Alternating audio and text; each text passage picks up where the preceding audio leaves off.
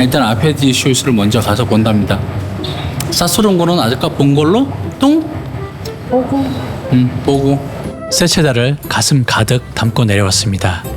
케이블카에서 발을 딛는 순간부터 이미 다음 목적지가 마음속에 있었습니다.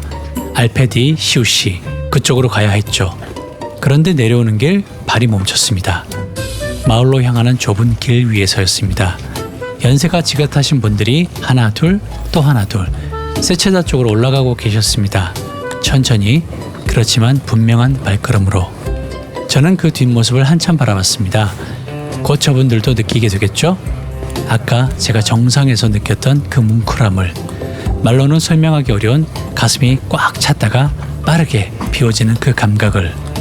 인생의 어떤 자리에 있든 그 풍경 앞에서는 누구나 같은 표정이 된다는 게 신기하기도 했습니다. Sotto il sole d'Italia cammino tra le strade piene di vino cuore ride. 오르티세이 마을로 천천히 내려왔습니다. 아까는 케이블카를 타러 급하게 지나쳤던 길이었습니다. 이제야 제대로 보이더군요. 오르티세이는 해발 약 1240m의 자리한 마을로 가르데나 계곡의 중심 마을이라고 합니다. 카메라를 들고 골목을 걷기 시작했습니다. 급하게 지나쳤을 때는 보이지 않던 것들이 렌즈 안으로 들어왔습니다. 알록달록한 창문 장식, 오래된 목조 건물의 처마 끝, 그 위로 이어지는 산봉우리. 이 마을은 그냥 예쁜 게 아니라 산에 기대어 수백 년을 살아온 사람들의 냄새가 납니다. 그러다 재미있는 이야기를 알게 되었습니다. 오르티세이는 17세기부터 이어져온 목조각의 고향이라고 합니다. 당시 이 계곡은 외부와 거의 단절된 산골이었고 척박한 땅에 농사만으로는 겨울을 버티기 어려웠다고 하더군요. 그래서 사람들이 나무를 깎기 시작했다는 겁니다. 처음엔 숟가락이나 농기구, 간단한 장난감 같은 생활 소품들이었다가 점점 기술이 쌓이면서 종교 조각으로 발전했고 나중에는 유럽 전역과 미국까지 팔려나갔다고 합니다. 겨울을 견디기 위해 칼을 잡은 손이 결국 이 마을을 세계에 알린 셈이죠. 지금도 마을 곳곳에 공방과 상점이 있는 이유가 여기 있었습니다. 알페디 시우시로 가야 하는 마음이 굴뚝 같았지만 예쁜 마을이 자꾸 붙잡았습니다.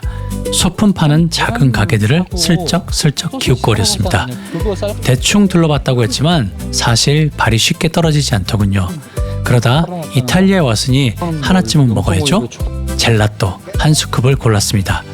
기운을 차리자고 생각하면서도 솔직히 기대가 컸던 건 사실입니다. 이탈리아 젤라또니까요. 몇 군데서 먹어봤지만 생각만큼 굉장히 맛있다는 느낌은 그다지 없었습니다. 입안에 녹는 감동 같은 건 아니었고 그냥 달콤하고 시원한 아이스크림이었습니다. 맛없다는 게 아니라 제가 기대를 너무 크게 가졌던 것 같기도 합니다. 길을 걷다 작은 성당이 눈에 들어왔습니다. 그냥 지나칠 수가 없었습니다. 아내가 성당을 좋아하거든요. 앞으로 이탈리아 여행 내내 성당을 많이 보게 될 것 같다는 예감이 이미 왔습니다. 들어가 보니 작은 성당이었지만 아담하고 단정하게 꾸며져 있었습니다. 이탈리아는 규모와 상관없이 성당이 가진 분위기가 남다르다는 걸 이번에도 느꼈습니다. 크기에 상관없이 문을 열면 그 안은 늘 다른 세계인 것 같습니다. 아무튼 구경만 하다 시간이 다 갈 것 같았습니다. 서둘러 마음을 다잡고 알페디 시우시를 향해 발걸음을 옮겼습니다. 알페디 시우시에 가고 있습니다. 이제 또 다른 시작이네. 표 주세요. 내 거 맞아? 오케이. 알페디 시우시의 케이블카 승강장은 생각보다 조용했습니다. 오후로 접어든 시간이어서인지 아니면 성수기가 지난 탓인지 어쨌든 줄을 서 기다리는 분은 거의 없었습니다. 바로 탔습니다. 근데 그 케이블카가 인상적이었습니다. 빨간색 둥근 계란 모양, 최대 15명이 탈 수 있다는 곤돌라인데 그날 저희는 단 둘이 그 공간을 차지했습니다. 거대한 빨간 계란 하나를 통째로 빌린 셈이죠. 출발하자마자 발 아래로 웅장한 나무숲이 펼쳐집니다. 이 케이블카는 급격히 솟구치지 않습니다. 완만한 경사로 조용히 천천히 해발 1236m의 오르티세이에서 2005m의 몬트쉐크까지 15분이 채 안 걸립니다. 아래의 나무들이 점점 작아지고 빛의 각도가 달라지고 공기가 바뀌는 게 유리창 너머로도 느껴집니다. 그리고 상부에 내리는 순간 세체다처럼 까마득한 절벽 위에 선 느낌이 아닙니다. 오히려 반대입니다. 가파른 절벽 대신 완만한 풀밭이 이어졌고 그 끝에서야 비로소 사소론고와 슬레론 봉우리들이 조용히 솟아 있었습니다. 치솟는 게 아니라 감싸는 느낌이었습니다. 알페디시우시는 유럽에서 가장 넓은 고산 초원이라고 합니다. 52제곱킬로미터. 숫자보다는 그냥 눈앞에 광경이 먼저 말해줍니다. 이렇게 넓은 곳이 해발 2000m 위에 펼쳐져 있다는 사실이. 세체다가 극적인 풍경이라면 알페디시우시는 편안한 풍경입니다. 하늘과 땅이 넉넉하게 나눠져 있고 인간이 그 사이를 걷는 모양새가 자연스럽습니다. 아쉬운 게 있다면 시기였죠. 한창 성수기였다면 다양한 고산 야생화가 피어 있었을 텐데 우리가 간 시기엔 꽃 대신 단단한 초록 풀밭만 이어져 있습니다. 그런데 그것도 나쁘지는 않았습니다. 꾸밈없이 솔직한 풍경이라 오히려 마음에 여백이 생겼습니다. 트레킹하기엔 이보다 좋은 곳이 없겠다 싶었습니다. 경사가 심하지 않고 길이 잘 닦여 있고 어느 방향을 봐도 풍경이 됩니다. 무릎이 건강한 분들이라면 반나절이고 하루고 그냥 걸을 수 있겠다는 생각이 들었습니다. 정오를 한참 지난 시간 배가 고팠습니다. 케이블카에서 내리면 바로 보이는 몽트쉐크 레스토랑. 해발 2005m 케이블카 상부역 바로 옆에 자리한 곳입니다. 앞으로는 알페디시우시의 초원과 랑코펠, 실리아르, 봉우리가 한눈에 펼쳐진다고 합니다. 올라오는 수고 없이 앉자마자 그 풍경이 식탁 위로 들어오는 구조입니다. 배가 고팠던 건지 그 전망 때문이었던 건지 어쨌든 자리에 앉고 싶었습니다. Would you like to eat or so do I leave you the food menu here? Food menu as Yes, well? here we go. Thank you.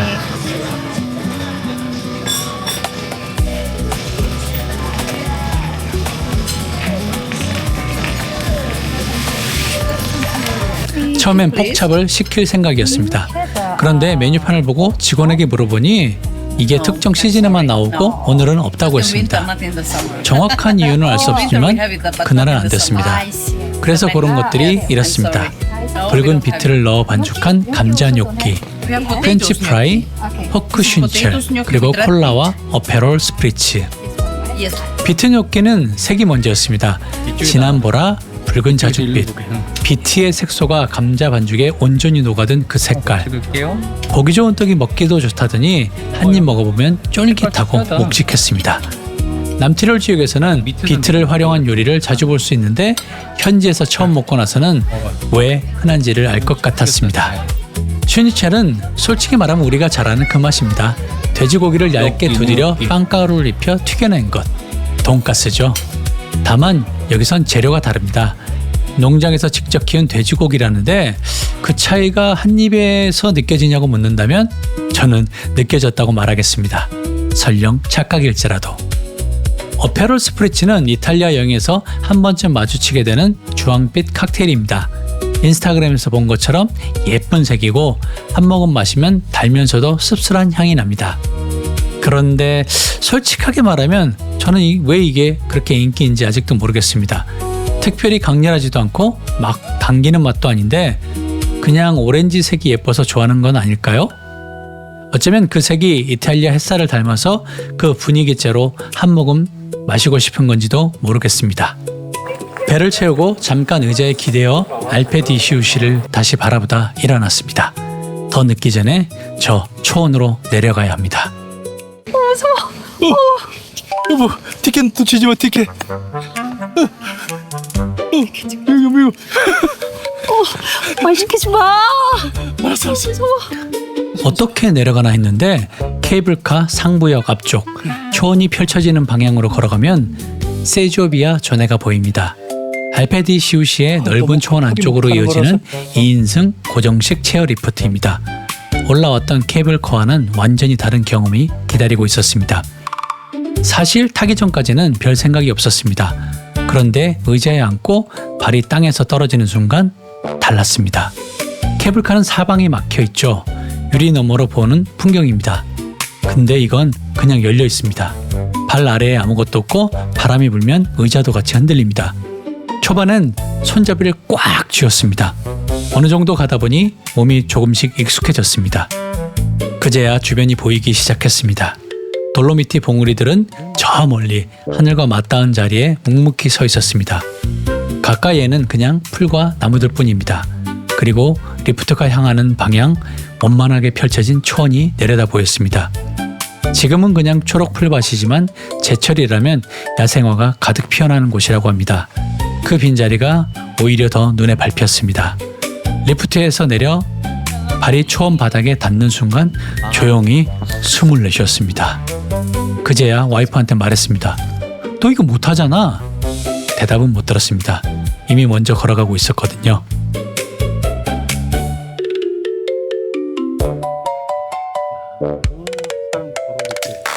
리프트에서 내려 발이 땅에 닿는 순간부터 그 넓이가 실감나기 시작했습니다. 알페디 시우시, 유럽에서 가장 넓은 고산초원이라고 하는데 숫자로는 감이 없었습니다. 실제로 걸어보니 알겠습니다. 어디를 봐도 길이고 어디를 봐도 풀밭이고 봉우리들은 저 멀리 하늘 가장자리에서 묵묵히 서 있을 뿐입니다. 트레킹하기 이보다 좋은 곳이 있을까 싶었습니다. 경사도 완만하고 길도 잘 닦여 있고 걷는 것 자체가 목적이 되는 곳이었습니다. 발 좋고 시간 넉넉한 분들이라면 하루 종일 걸어도 다 못 돌 것 같다는 생각이 들었습니다. 다만 저희는 그럴 수가 없었습니다. 너무 멀리 들어가면 돌아오는 길이 문제입니다.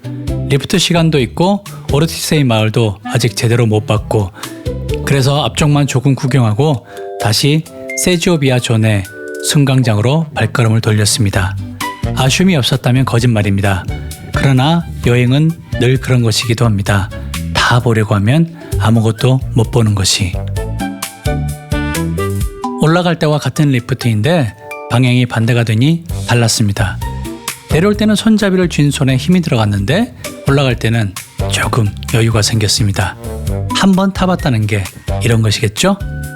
뭐든 처음이 제일 무섭고 두 번째부터는 조금씩 여유가 생깁니다. 초원이 다시 발 아래로 내려가고 저 멀리 봉우리들이 자리를 지키고 있고 올라가면서 그 풍경을 그냥 한번 천천히 바라봤습니다. 상부역에 올라 케이블카를 타고 오르티세이 마을로 내려왔습니다. 아까 봤던 그 빨간 달걀이 다시 우리를 실어 나르는 10분 남짓이었습니다.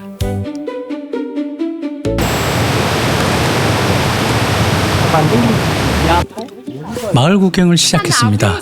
걷다 보니 한 젤라또 가게 앞에 사람들이 줄을 서 있었습니다. 긴 줄은 아니었지만 지나치기엔 조금 아까운 줄이었습니다. 혹시나 하는 마음에 뒤에 섰습니다. 피스타치오와 바닐라를 골랐습니다. 이번 여행 중에 이미 한번 먹어본 맛이었는데 여긴 달랐습니다. 향이 훨씬 진하고 묵직하고 씹히는 질감까지 달랐습니다. 맛있다. 같은 피스타치오 젤라또인데 이렇게 차이가 날 수가 있구나. 가게마다 재료와 배합이 다르다는 걸 알고는 있었지만 직접 비교를 해보고 나서야 실감이 납니다. 피스타치오도 약간 그런 피스타치오 맛이 되게 약한 느낌이었거든? 근데 여기는 좀 진하게 나타나는데 이탈리아에서 피스타치오를 사랑하는 이유가 있겠죠. 젤라또를 들고 마을길을 천천히 내려가다 아까 보고 싶었던 가게가 눈에 들어왔습니다. 컴플로이 안드레아 알베르토 목공 소품 가게입니다. 오르티세이 중심 레지아 거리에 자리한 이 가게는 컴플로이 가문이 수십 년 동안 대를 이어 운영하고 있는 목공의 전문점이라고 합니다. 들어서자마자 압도됩니다. 넓은 매장에 목공예품들이 가득합니다. 그런데 이 가게에서 특히 눈에 띄는 건 교회용 물품들입니다. 성모상, 성인상, 구유인형, 십자가, 제단 장식품, 정교하게 손으로 깎고 손으로 채색한 것들이 크기도 다양하게 줄지어 서 있습니다. 나무 하나에 이런 형태가 나온다는 게 새삼스럽게 느껴질 정도로 예뻤습니다. 교회용 조각품뿐 아니라 스키어 모형, 동물 피규어, 체스판 같은 세속적인 소품들도 있었습니다. 구경하는 데만 한참 걸렸습니다.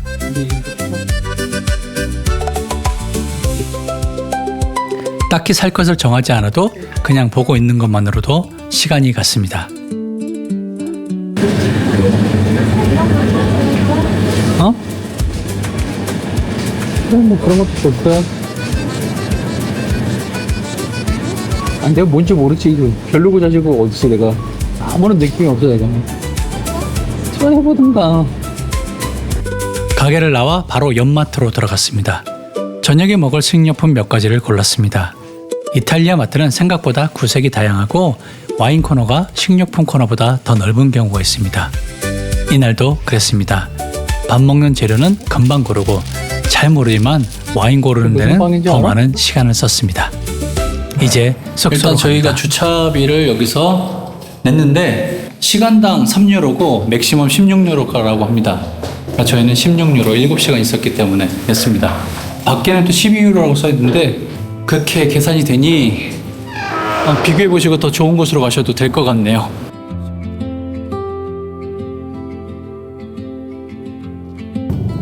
저게 살짝 좌회전이야. 이나지 말 같지도 않아. 오우야 씨.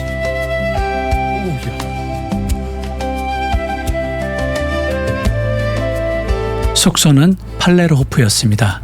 발디푸네스, 이탈리아로 푸네스 계곡이라는 뜻인데 이 계곡 깊숙이 들어오면 비로소 나타나는 작은 마을 산타 마달레나. 팔레르호프는 바로 그 마을 안에 있는 숙소였습니다.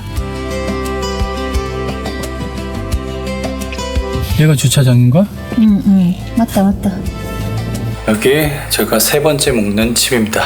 상당히 외진 곳에 있고 값은 싼데 대신에 산장치고는 시설이 좋습니다. 여기 통창도 이렇게 있고 자는 방이 하나가 더 있습니다. 처음으로 주방이 있네요. 물론 냉장고도 여기 처음으로 있었습니다. 그 다음에 여기가 큰 방입니다. 큰 방은 이렇게 생겼습니다. 그리고 여기 한 사람 더 잘 방이 있습니다. 대신 약간 급급한 냄새도 있고 그리고 옆에 이 바깥에 경치는 이렇습니다. 이 베란다가 단독으로 쓸 수 있게 이렇게 해놨네요. 저희가 지금 꼭대기 방이라서 그런 것 같습니다. 이 앞에서 뭐 먹어도 되고 저기 지금 비가 오고 있는데 아쉽네요. 이 뒤가 선셋 맛집이라고 그러던데 저 소가 있고 오리도 이렇게 가고 있습니다. 그래서 약간 소냄새 같은 것도 나고 아무튼 이쪽 냄새가 좀 나네요.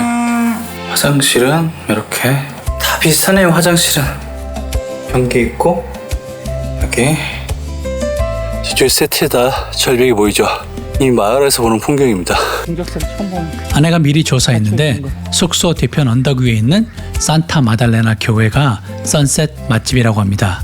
저녁이 되면 오들레 상군이 분홍빛과 주황빛으로 물들고 그 앞에 작은 교회가 실루엣처럼 서 있는 장면이 돌로미티를 대표하는 사진 중 하나라고 하더군요. 인스타그램이고 여행 잡지고 발디푸네스 사진이라고 하면 10중 8구 바로 이 장면이라고 합니다.